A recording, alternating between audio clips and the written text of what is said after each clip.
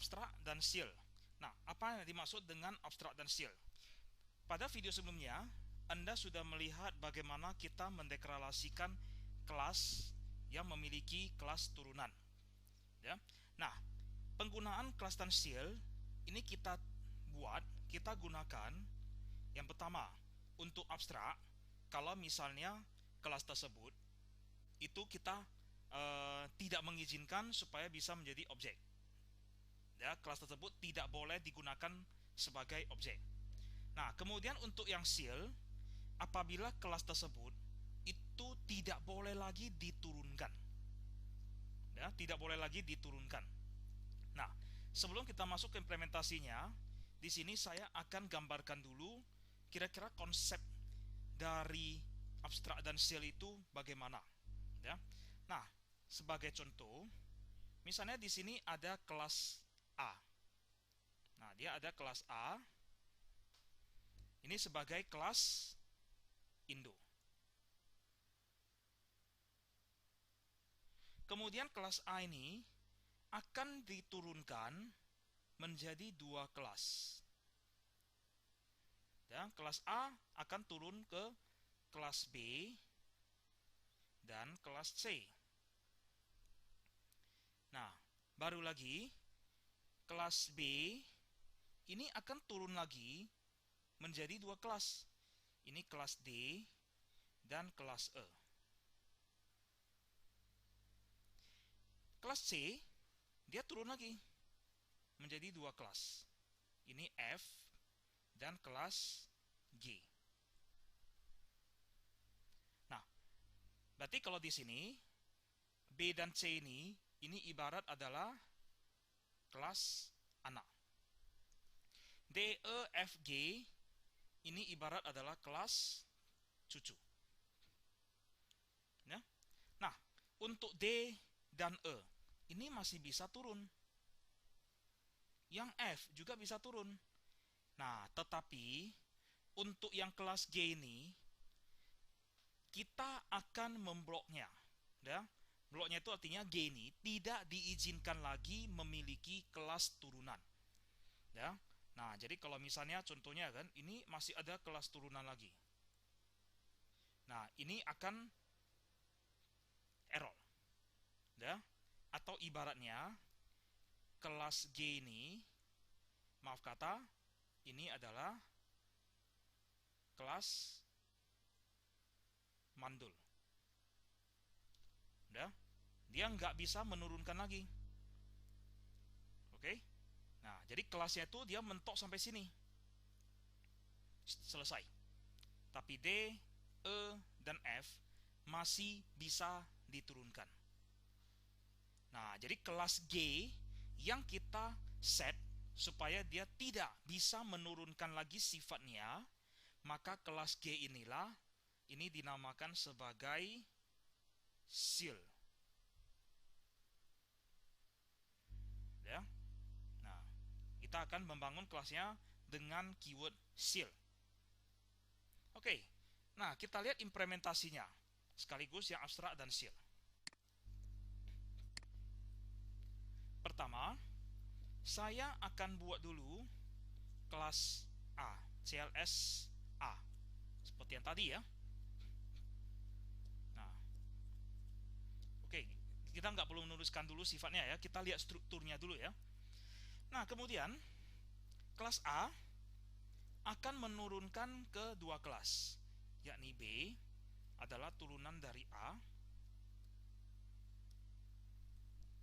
Oke. Nah, kemudian lagi kelas C adalah turunan dari A. Seperti ini kan, B dan C adalah turunan dari A.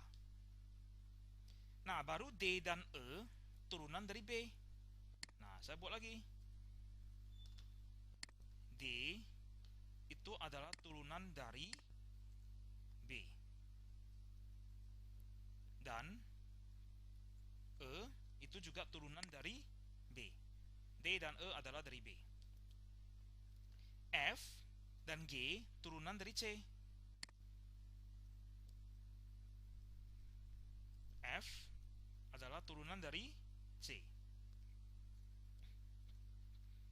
juga dengan G. Nah, saya tambahkan lagi supaya nampak ya. Ini kan udah G. Ini adalah H. Sorry. Ini H, cukup satu kelas saja ya. Ini adalah I. Ini adalah J. Tambah 3 kelas lagi. H adalah turunan dari D, I adalah dari E, dan J adalah dari F. Nah, saya tambahkan lagi. H itu dari D. Kemudian I itu dari E. Dan satu lagi J itu dari F. Oke. Nah, kalau kita lihat strukturnya, view kelas diagram. Nah, dari sini dapat Anda lihat. Kelas A turun menjadi B dan C. Kelas B akan turun menjadi D dan E.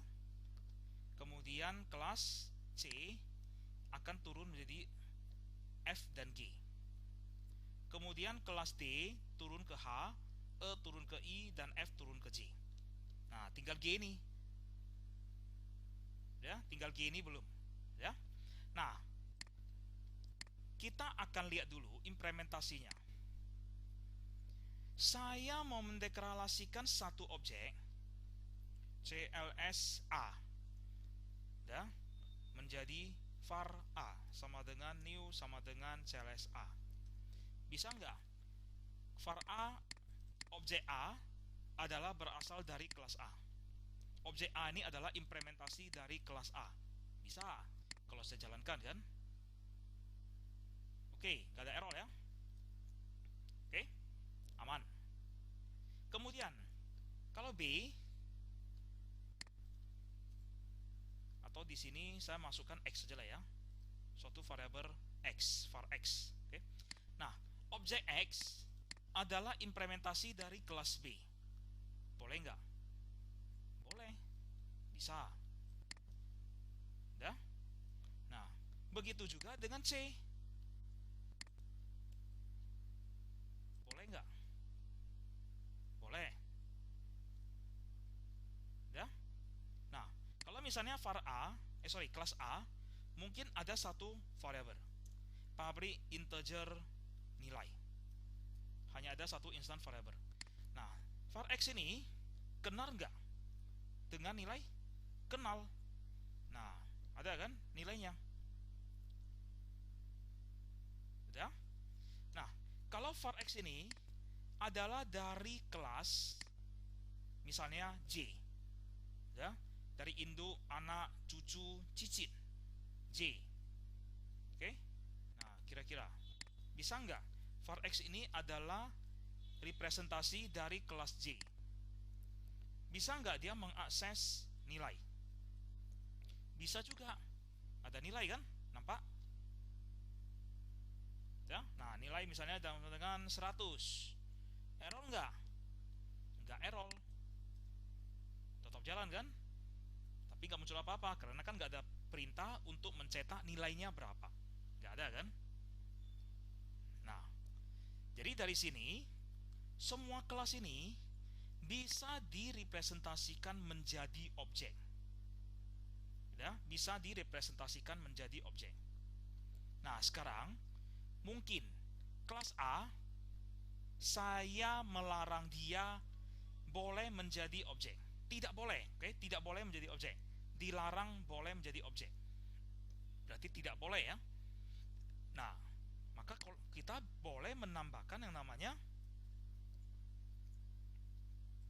abstrak kelas A. Kalau sudah abstrak kelas A, nah kita lihat kelas A, var X ini adalah implementasi dari kelas A. Udah nampak kan? Dia sudah jadi error. Nah, pesannya apa? cannot create an instance of abstract type.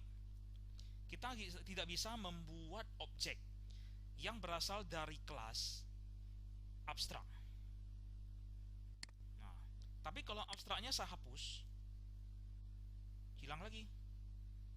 Ya, kalau muncul error lagi. Nah, kemudian kalau misalnya B juga, yang kelas C juga. Nah, saya ganti ini menjadi B. Boleh nggak? Error. Kalau menjadi C, boleh nggak? Masih error. Kalau D, boleh nggak? Boleh, karena D bukan abstrak. Bisa? Nah, jadi abstrak ini digunakan untuk memblok suatu kelas tidak boleh menjadi objek. Jadi dia hanya sebatas desainnya aja, desain kelasnya aja. Jadi kapan digunakan? Ya, hanya digunakan untuk turunannya. Oke, hanya untuk turunannya. Ya. Nah, sekarang lanjut lagi. Sekarang kita lihat di G. Nah, saya tambahkan lagi J, K. Saya tambahkan kelas K. K adalah turunan dari G.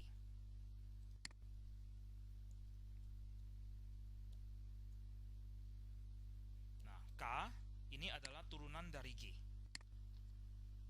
Kalau implementasinya, misalnya di sini adalah kelas K. Dia turunan dari G. Error nggak?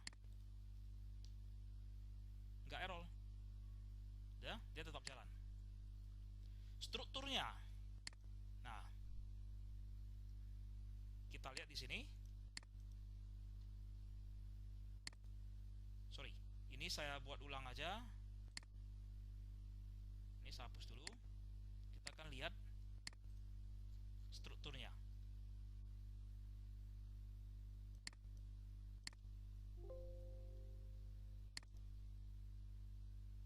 View kelas diagram. Nah, dari sini nampak ya, ada kelas G, di mana kelas K ya, di mana K ini adalah turunan dari G. Ya. Nah, yang G, kelas G, berarti ini ya, saya tambahkan seal. Nah, kira-kira errornya sekarang di mana? Di sini, G. Kemudian di atas ini juga. Nah, kita lihat dulu errornya. Pesannya cannot derive from seal type. Jadi artinya kelas G ini sudah dikunci, sudah di seal. Ya, dia sudah dikunci. Tidak boleh lagi ada kelas turunan dari kelas G. Jadi kelas G ini adalah turunan terakhir di silsilahnya. Oke, di silsilahnya. Dia nggak boleh turun lagi. Jadi kalau ada lagi kelas K turunan dari G, ini nggak diperbolehkan lagi. Makanya di sini error. G ini nggak boleh diturunkan. Ya. Nah, ini boleh saya hapus. Ya. Jadi terakhir itu hanyalah sampai di G. Untuk yang jalur G ini, silsilah yang paling kanan ini, dari A turun ke C turun ke G. Ini udah terakhir, turunan terakhir. Sisanya untuk H, I, J ini masih boleh diturunkan karena belum ada seal. Nah, jadi kalau dari kelas diagram ini dapat Anda lihat, kalau abstrak, dia ada menuliskan yang namanya abstrak class. Ya, ini juga abstrak class. C adalah turunan dari A. Nah, kalau seal, dia menuliskan seal class. Dan garisnya tebal. Ya, border. Border dari kelas diagram itu akan dicetak tebal. Ya, nah, itu adalah seal. Kalau abstrak, selain katanya ya, abstrak class, bordernya itu garis terputus. Ya. Nah, garis putus-putus. Nah, itu pembedanya. Nah, jadi sampai di sini dapat Anda lihat perbedaan dan fungsi dari keyword abstrak dan seal pada kelas turunan. Apabila ada yang kurang dimengerti, silakan dapat Anda tanyakan ke forum yang telah tersedia. Terima kasih.